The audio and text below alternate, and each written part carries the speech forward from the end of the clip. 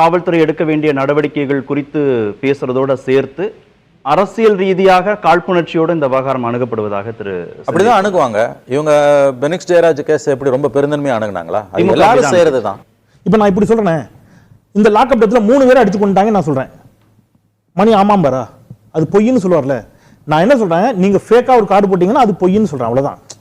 அதை இந்த டயத்துல பேசவே கூடாதா? அது எதிர்கட்சிகள் அப்படிதான் பண்ணணும். எதிர்கட்சிகளுக்கு பிரிவிலேஜ் உண்டா இந்த மாதிரி டயத்துல?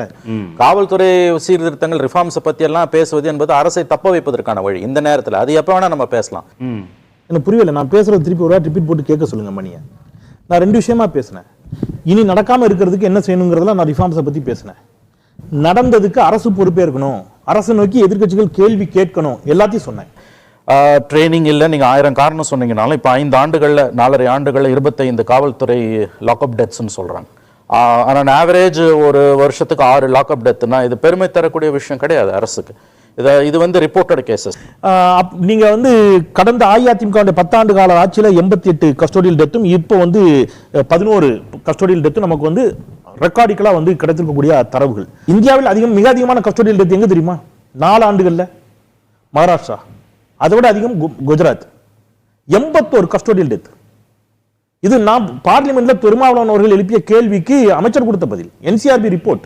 பெனிக்ஸ் ஜெயராஜ் கேஸை விட இது மோசம். அதுலயாவது வந்து there was a case, ஒரு ஏதோ சிஎஸ்ஆர் ஏதோ போட்டாங்க, ஸ்டேஷனுக்கு அழைச்சிட்டு போய் ஸ்டேஷன்ல அழைச்சிட்டு போய் அவங்க அடிச்சதுக்கான இதெல்லாம் இருந்தது. அட்லீஸ்ட் ஒரு சிஸ்டத்துக்குள்ள அது வந்துடுச்சு. இல்ல அதுல 2 சிஎஸ்ஆரே போடல அப்படின்னு நண்பர் சொன்னாரு. அதுல மட்டும் நான் மாறுபடுறேன். சிஎஸ்ஆர் போட்டிருக்காங்க. நான் சிஎஸ்ஆர் நம்பரோட சொல்றேன். CSR number 832/2025. Right, okay. இறந்ததுக்கு அப்புறம் இல்ல 27/6/2025 2:30 வந்து இத போட்டுக்கிறாங்க.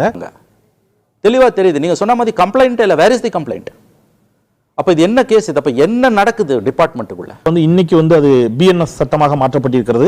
ஸோ அதன் கீழே வந்து வழக்கும் பதிவு செய்யப்பட்டிருக்கிறது. தட் மீன்ஸ் சஸ்பீசியஸ் டெத் அப்படிங்கிற அடிப்படையில் அந்த வழக்கும் பதிவு செய்யப்பட்டிருக்கிறது.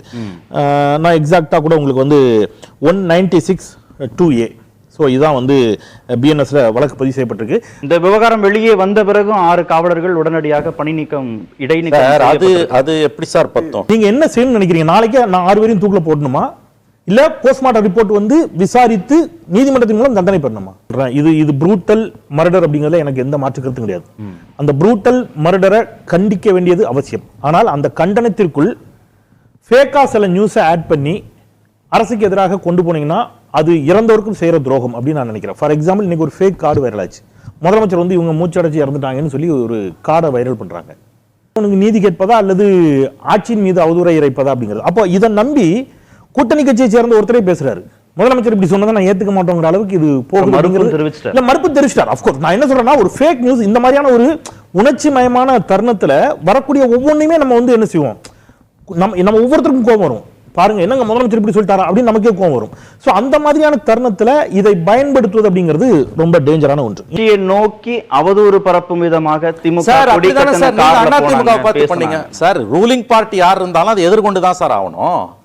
ஏடிஎம்கேவை அந்த கஸ்டோடியல் டெத்ல வந்து பெனிக்ஸ் ஜெயராஜ் 2 பேர் கஸ்டோடியல் டெத்ல எவ்வளவு தூரம் பேசினாங்க. அது ஜெயராஜ் பெனிக்ஸ் மரண வழக்க திமுக எதிர்க்கட்சியாக இருக்கும் போது எப்படி ஜெயராஜ் பெனிக்ஸ் கேஸ் நான் திருப்பி கொஞ்சம் நினைவுபடுத்துங்களேன். டேட் டயத்தோட நினைவுபடுத்துமா நான் உங்களுக்கு?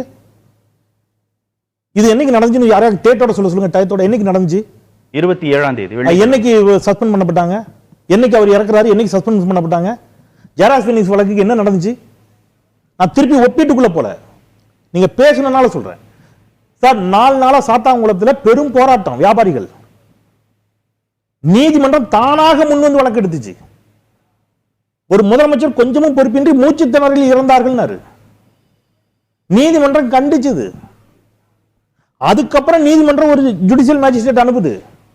அவரை இவங்க மிரட்டினாங்க. அப்ப கேள்வி எழுப்பப்படுச்சு. இப்பவும் நான் சொல்றேன், இப்பவும் எதிர்க்கட்சிகள் கேள்வி எழுப்பதை நான் வரவேற்கிறேன். திருப்பி சொல்றேன், அதை சொல்றதுனால இங்க ஏன் கேள்வி எழுப்புறீங்கன்னு நான் கேட்கல.